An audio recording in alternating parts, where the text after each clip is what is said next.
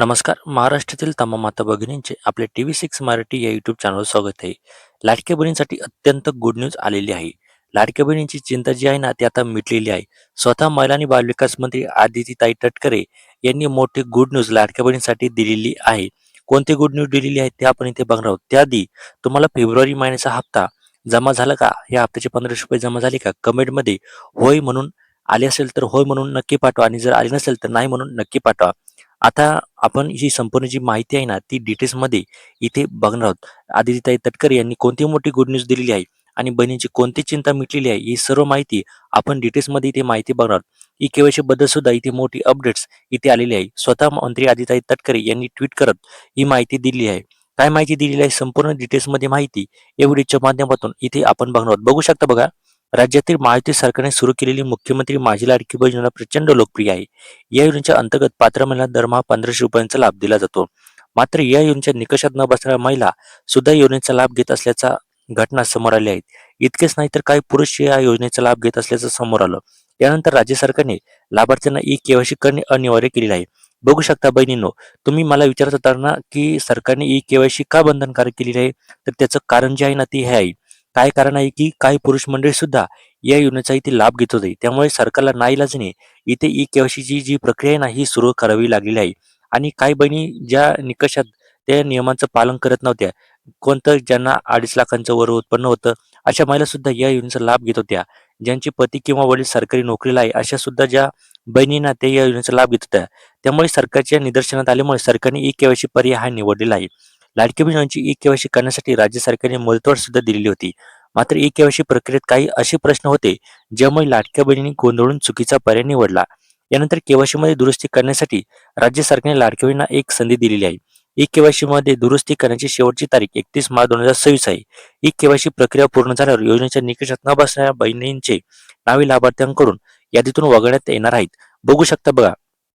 इथे काही बहिणींनी इथे गोंधळून इथे चुकीचा पर्याय इथे निवडलेला होता आणि त्यानंतर सरकारचे लक्षात आल्यानंतर सरकारने काय केले की यासाठी चुकीची दुरुस्ती सुधारण्यासाठी इथे 31 मार्च 2026 पर्यंत इथे टाइम दिलेला आहे. आणि आता जर 31 मार्च आधी जर तुम्ही इथे ई-केवायसी प्रक्रिया चुकीचा पर्याय इथे ठीक केला नाही तर तुम्हाला या योजनेच्या यादीतून इथे कायमचं काढलं जाऊ शकतं. त्यामुळे जर तुम्ही केवायसी केली नसेल तर लवकरात लवकर केवायसी करून घ्या.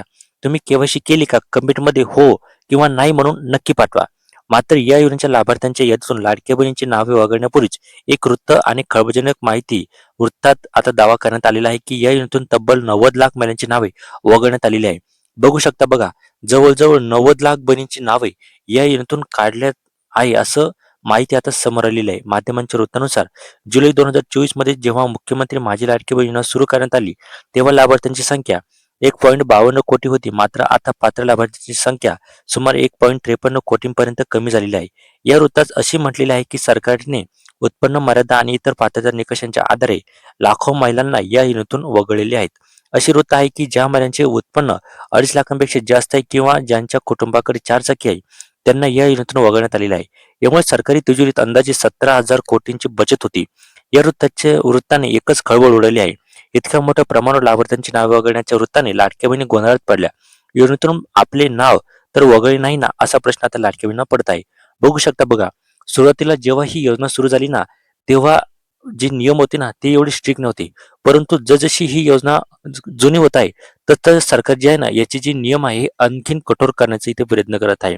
नियम तेच आहे परंतु त्याचं पालन जे आहे ना हे आता काटेकोरपणे इथं करत आहे. ज्या लाडक्या बहिणीच्या घरी 4 चाकी गाडी असेल किंवा ज्या बहिणीचं उत्पन्न 2.5 लाखांच्या वर असेल अशा बहिणींना आता इथे या योजनेतून इथे वगळण्यात येत आहे.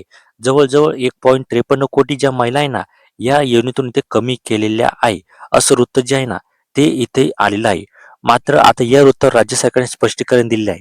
सध्या अशी कोणतीही अधिकृत माहिती प्रसिद्ध करण्यात आली नाही असे म्हटलेले आहे. मात्र सरकारमधील महिला व बालविकास कल्याण मंत्री आदिताई तटकरे यांनी या वृत्तांवर प्रतिक्रिया दिली आहे. आदिती तटकरे यांनी हे वृत्त फेटाळले असून लाडक्या बहिणींची चिंता आता दूर झालेली आहे.